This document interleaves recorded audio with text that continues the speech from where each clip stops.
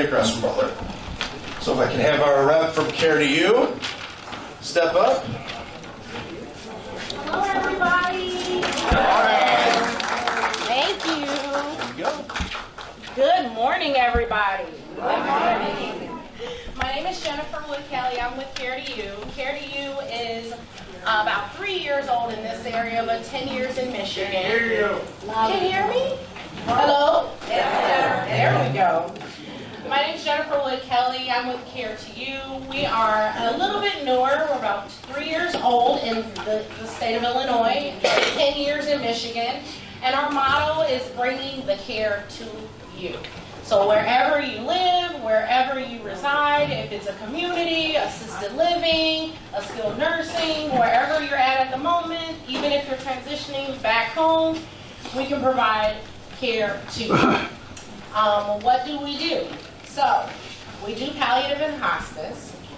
None of you qualify. Okay? You're doing well, that's great. But there are people that are sick and shut in, maybe someone you don't see at the church in their normal pew, someone that might be going through cancer treatments would qualify for palliative care. I have a lot of my clients that do graduate off of hospice care and then continue to thrive. So, who can tell me what they know about palliative care? Does anybody know about palliative care? I know it's kind of always like a gray area. Anyone know? Okay. Oh, yes. Oh. Yeah. I know. You know about it. Okay, good. Well, palliative care is symptom management. So when we say symptom management, we're talking about managing your symptoms if you have a serious illness. COPD, any type of metastasized cancer or cancer. If you're going through treatments, if you're on dialysis, those automatically you'll qualify for palliative care. What will you get on palliative services? You'll get a nurse practitioner that'll come to your home and look at all of the care that you're getting with all your doctors and put all those pieces together. Make sure that if you're having some pain, hair loss, you're not sleeping well, we kind of help with the symptoms of the disease process. And then we go a step further. If you need equipment, we'll order that through your insurance. It's all covered under your insurance. And then we will connect with your doctor to make sure that all of the care is recognized on all platforms. So if we prescribe a new medication, we'll contact your doctor just to make sure that they are aware, and we give them our notes. I think that's a big thing that I hear in the physicians. The physicians' offices will say they don't have any communication from the partners that they work with. We communicate. I think that's really big. You'll also get our nurse practitioner's number. That's another huge thing. You don't have to go through an offshore call center to get to our company. You'll get your direct care person's number. So our nurse practitioner, her name is Cherie, and you can get her phone number. If she doesn't answer, she'll call you back, even on the weekends. So I think that makes the services a lot less complicated in the world that's very, very complicated, right?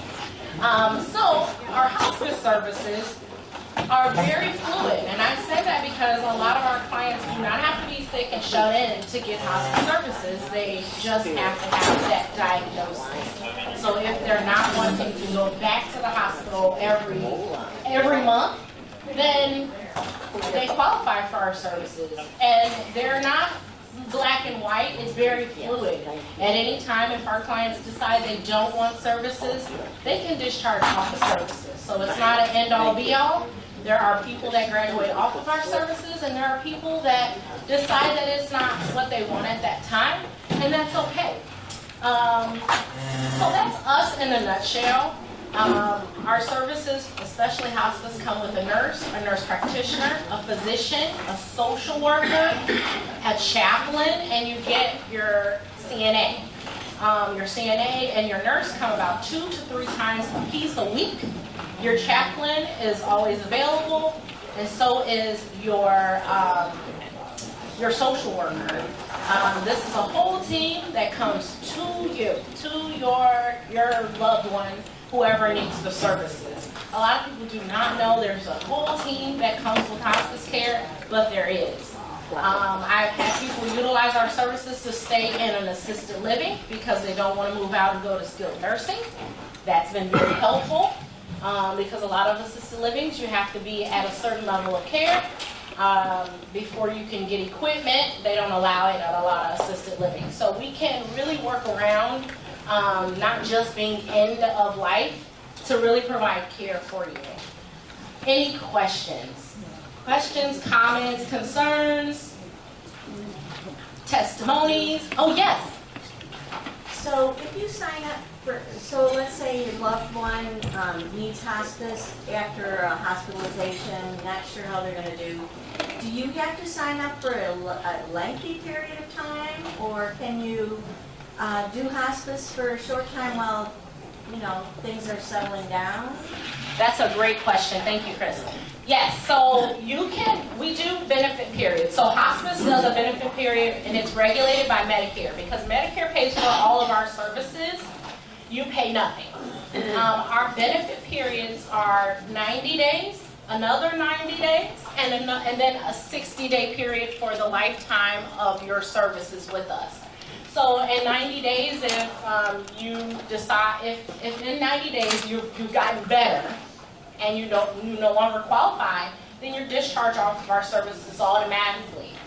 However, if you decide, you know, I think this is too much, because we do order equipment, things that help you thrive, equipment, maybe a bed or a commode or a shower chair. If it's just too much for you, we can talk about palliative services, and then you can either keep the equipment or we can come pick it up.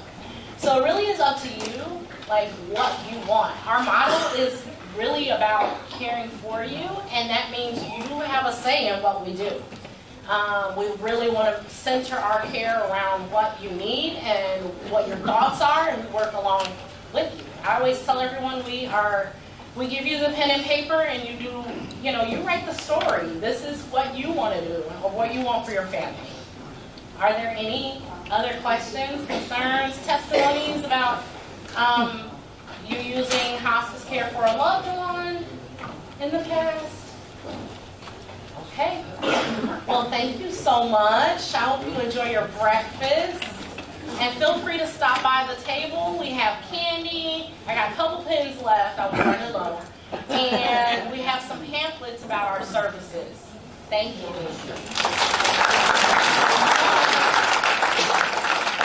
right. Thank you. Now we have our friends at the White Oak Library for the main presentation. Thank you. Take it away. Sure thing. Okay, first one you're ready.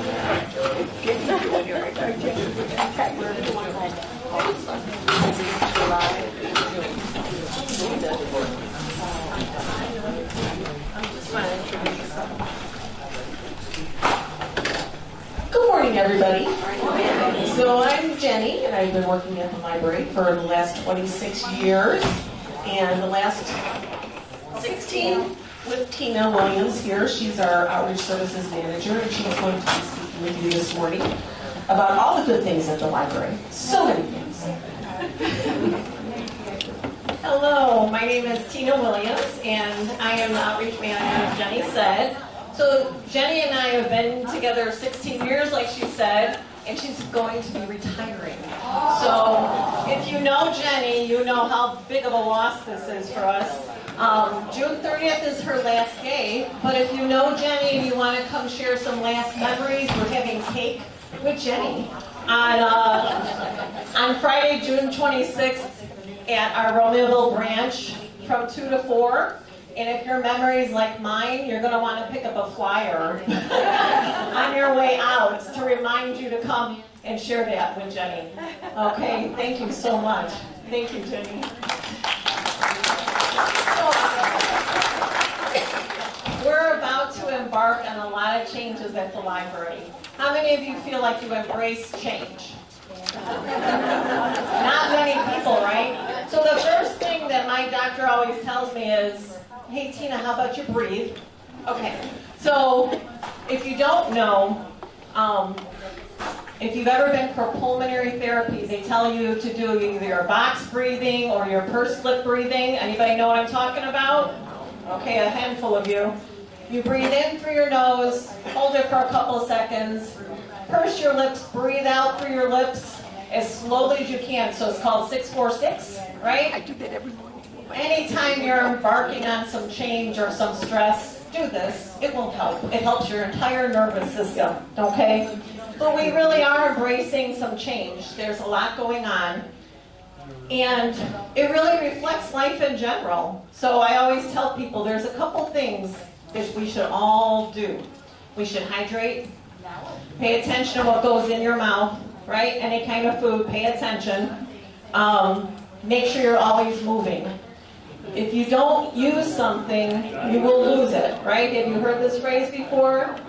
Put your hands above your head. When was the last time you did that? I will never forget the day that my dad said, hey, could you get that for me? And I was like, Dad, you're taller than me. He no longer could put his hands above his head because he had not done it for so long. People move into ranch homes, right? Because stairs. It's going to be simpler. But then you go by someone's house or a doctor that has stairs and you're like, ooh, I can't do that anymore. So do things safely, but keep that body moving, because no matter what age you are, you can lose it. You can lose it. I wanted to plug this palliative care that they're talking about. My life partner was very ill last year, and we now have palliative care in our home. And if it's something you need, please embrace it, because they come to you and they help you. They help you so much. They bring you anything you can so that you're not constantly this doctor and that doctor and this lab and those kinds of things. They help you manage all that. So thank you for providing that service. It's a beautiful thing. Make sure every day that you're grateful for what you have. Jenny and I hugged this morning because I said, we have like almost 30 days left to work together after 16 years. It's going to be a huge change. The library recently, thanks to everyone, has passed a referendum. And with that is bringing about a lot of changes for all of us. We're going to be expanding our hours, for example. So we're going to be later on Fridays and we're going to be open on Sundays. So we get to expand our hours. We have a bookmobile being built, and that's going to be coming within the next couple of years. And that's going to change how we do outreach. A lot of times we were involved in a lot of programming and different things, and so all of the staff are shifting their focus so that we know what people have said that they want. So we're shifting our focus to what people say that they want, and we're going to fulfill those needs. After being in the library field myself for 37 years, you know, we make an impact when we're out in the community. Being able to stand here and speak to you instead of being at the library is, for me, is a wonderful, wonderful experience. I really prefer being out here and being able to talk to everybody and see everyone. One of the things that we brought you was our welcome brochure. So it was attached to your chip clip. And one of the things that's in here is talks about outreach services. We have a wonderful service of being able to go to people's homes. So if someone can't make it to the library, we bring the services to you. That includes, you know, signing up for the reading program. If you can't come and you still want to partake, we can bring those services right to people. We, at the library, have a lot of services people are unaware of. So I invite you to glance at this and see what we do. You can come to the library for one-on-one computer help. It could be your phone, because that's a computer, right? It could be anything you need help with. You call ahead of time, set up an appointment, and the librarians sit and help you try to tinker through your iPad or your phone or your computer. We also have a lot of digital services. So if you want to learn how to do ebooks, you know, they can sit with you and show you how to do that. We have passport services. That has been the one thing that's taken off more than anything unexpectedly. That our staff are so qualified and educated, you can come in and ask them questions, set up an appointment. They can help you through the renewal process or starting from fresh. They are very versed in being able to do that. The other things that are in here that people might not realize is, you know, things like we still do copying and faxing, and there's the free Wi-Fi, and there's, you know, computers at your you know, disposal. Anything, any basic thing that you may need assistance with, the library is there to help you out. We have ESL classes, citizen preparation classes, a smorgasbord of programming that we have available. So there's a lot coming at the library. We have our 3 branches in Crest Hill, Lockport, and Romeoville, so they're all very easily accessible, no matter which side of the bridge that you're on. And then in outreach services, we're out in the community Monday through Thursday. So Monday through Thursday, we're at all different locations. And again, it's more than we bring the books. We also bring whatever people need from the library. So for those who can't make it out, we're out there in the community doing things. And one of the things that we offer is we bring a hot list. So people know what's hot and what people are reading. And you can very easily say, hey, I want that book, hand this back to me, and then magically the next month it appears. So it's a really good thing to do. We also provide a list of all of the services that we have. So this way people are constantly reminded, like, oh, I didn't realize the library did that. We have it at your fingertips. We also have a Too Good to Miss program. Has anybody joined our Too Good to Miss program? It's an author program. So we have a couple of people. If there's books that you just absolutely love, let's say you love James Patterson or Danielle Steele or Susan Mallory, whoever it may be, if they're popular authors and you want that next great book, all you have to do is fill out the form. And magically, you will be put on hold, and the next time they come out with a book, you get placed on hold, and then you can get that book for you. What we get to do is really tailor-make that experience for you.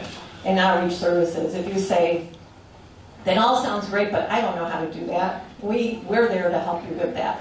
So if you need regular print, you need large print, you need audiobooks, if you need to learn how to do it digitally, any of those things we can help facilitate for you. If you develop macular degeneration and you start losing your eyesight, we can help facilitate that and say, okay, this is typically, you know, people will then start reading the large print, or maybe you need a short story because you can't read as long, that kind of thing. We can offer that assistance and help you along the way. We can help get you Illinois Talking Books, which is a free service through the state, where you can then play the device either through your computer, your phone, or they provide you with a real simple machine. So we can help facilitate all of those things for you. I'm moving down my list. The other thing that the library has is a Friends of the Library. So you have a blue piece of paper on your table. The foundation has an annual bling sale, and then our Friends of the Library have ongoing book sales. So these are things that you can do to participate that will help support the library along the way. Our bling sale, they collect used jewelry throughout the couple months in the summer, and then they sell it in September. So all of the dates are on here. If you're interested in volunteering to help with that process, they're also taking volunteers too. All of that information is available for you on the flyer. Our Friends of the Library, they have, yes, there's a question. You take single earrings? The single earrings, yes. They will take anything, and then the people, the volunteers, then they package them, and then they have like a box of odds and ends and things, because people who do crafting or whatever are really interested in some of those pieces. So if you even have something that a part of it's broken, but there's still a good piece to it or something, feel free to donate any of those things, because they do put those in a box, and a lot of the crafting people enjoy those. So thank you for the question.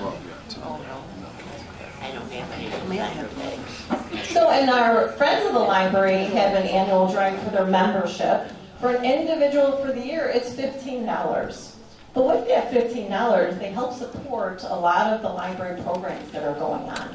So no matter what age, we have a lot of individual programs that they help support.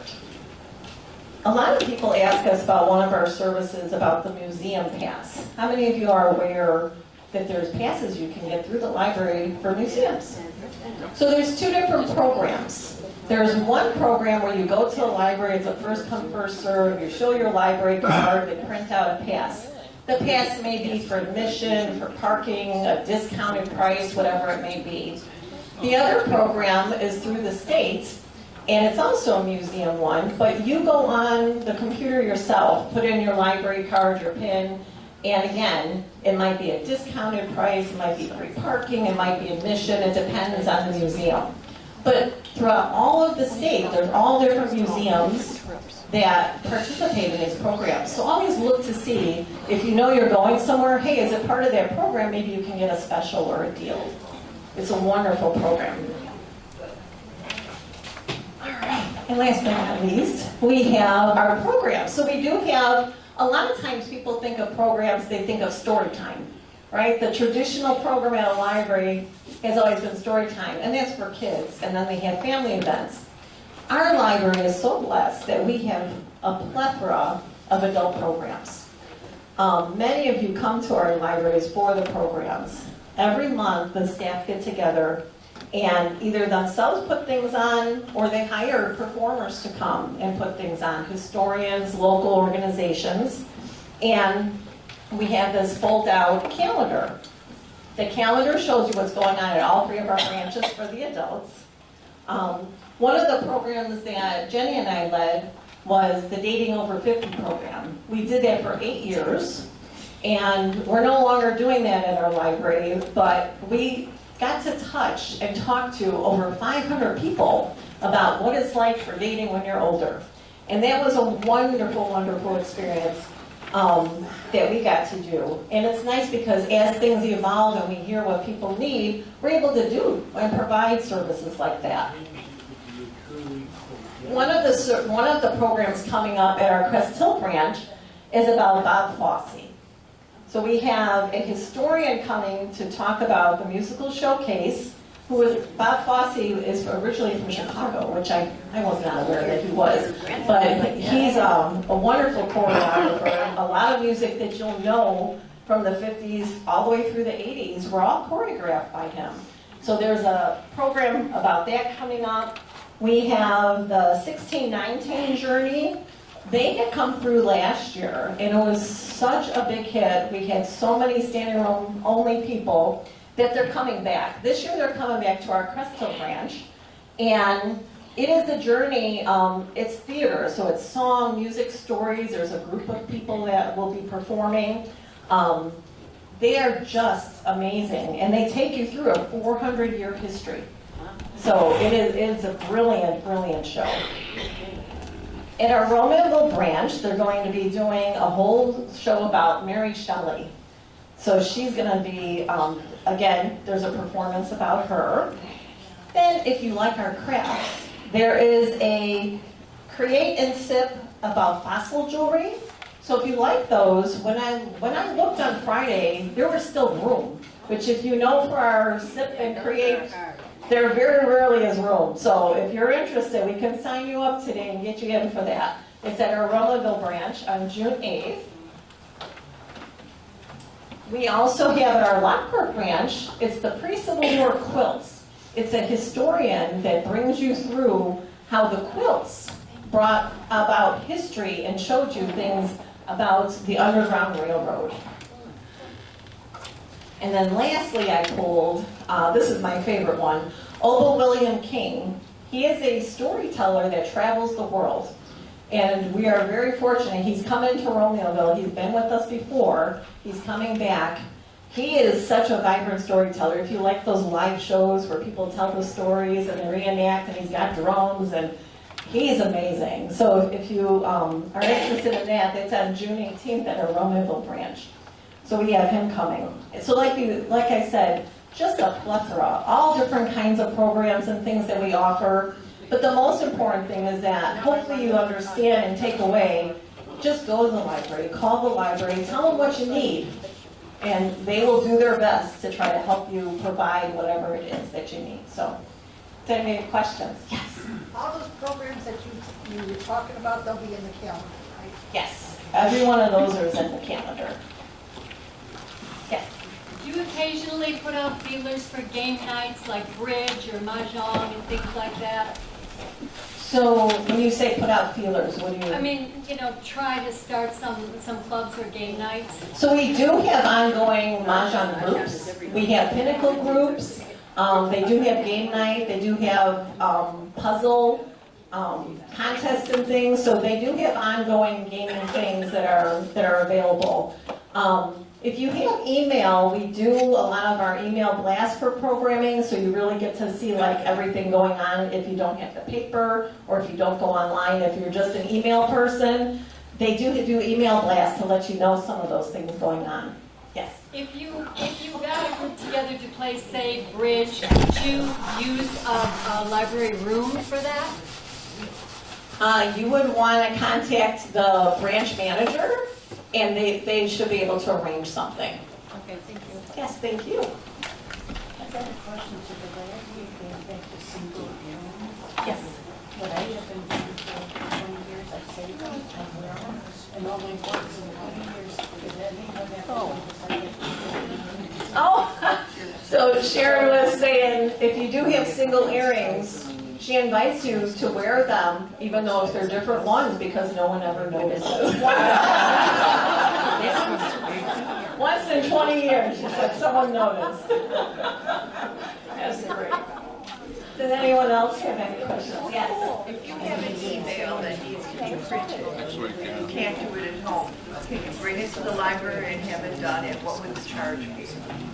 Yes, so you can bring it up on the computer and then print it from there. So it's 25 cents a page to print. Yes. Anyone else? Well, thank you. Oh, yes. One I more. do love your books that are for sale because they even have the large print ones for sale. We do, yeah. So she was saying at our libraries we have the ongoing book sale. They call it the Book Nook from the Friends, and you can find a lot of things, including large print. So if you listen to audiobooks, it's whatever either we're weeding out or a lot of people donate as well. And even if you like puzzles, the library has puzzle collections you can loan out and take and share too. So we have a lot of things, yes. Yes. Could you tell us a little more about the genealogy and history?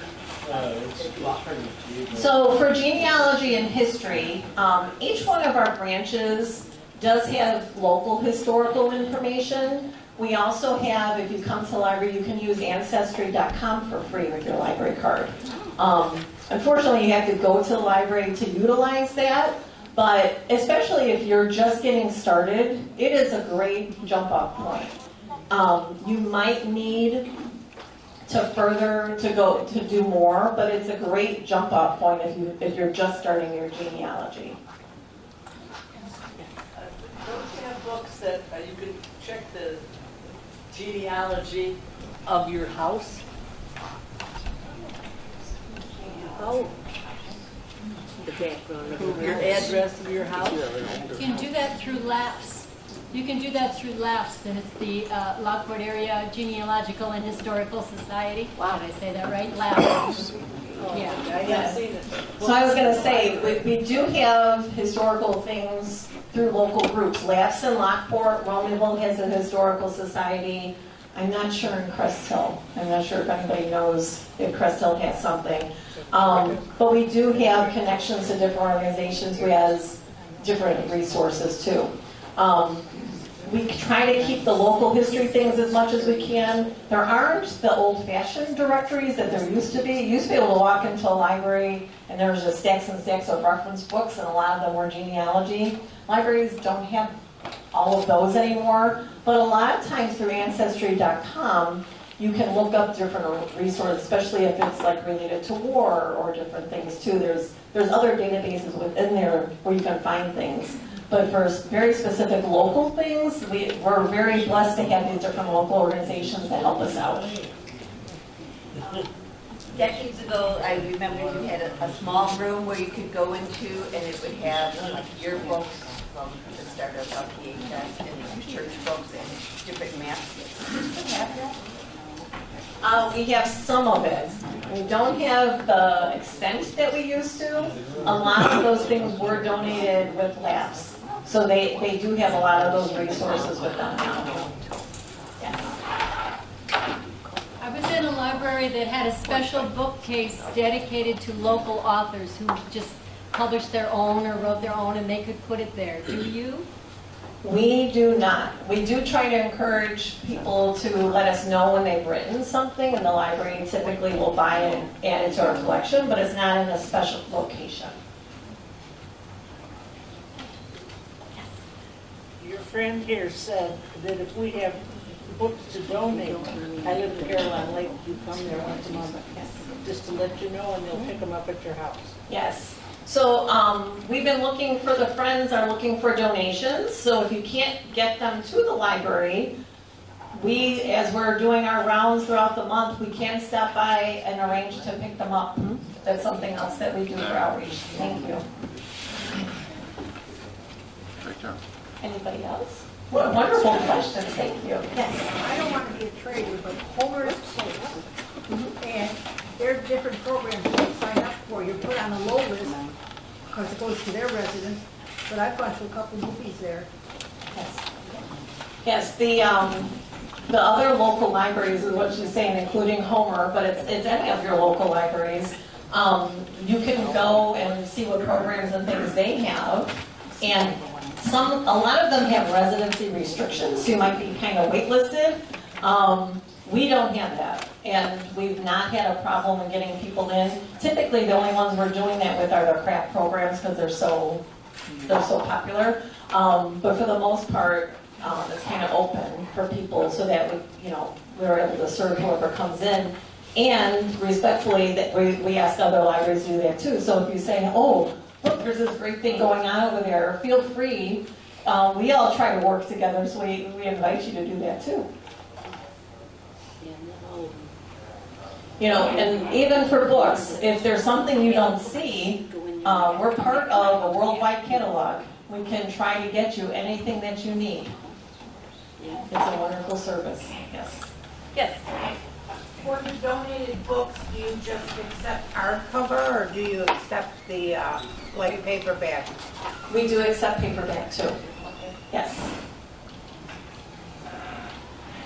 I have a friend who passed away, and there were a lot of books, an old set of encyclopedias, magazines. What do we do with that? For the most part, you're going to want to recycle. Yeah. My mom recently passed, and I'm arguing with my family, like, nobody wants those. Like, nobody wants the old encyclopedia set that's been sitting in the garage. If you don't want it, nobody wants that. It was sad because we recently had someone donate these books that were from first printings from the 1800s. And it's like, oh, if only they had taken better care. They were so molded and water damaged from sitting in an attic or someone's garage. So, it depends on what it is. It also depends on, the condition of it too. So, yes. Anybody else have any other questions, comments? Well, thank you so much. That's been wonderful. Thank you.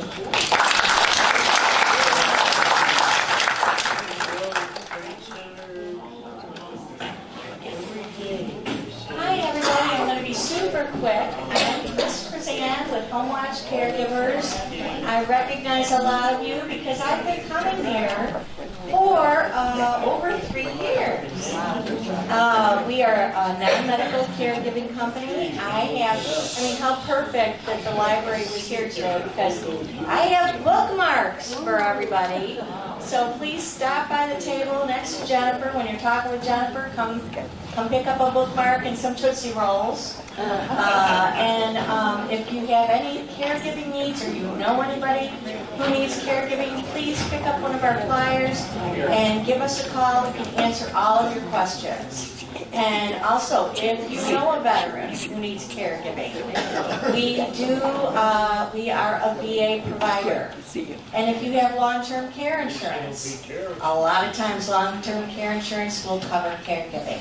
So if you have any questions, come see Chris. Thanks. Thank you.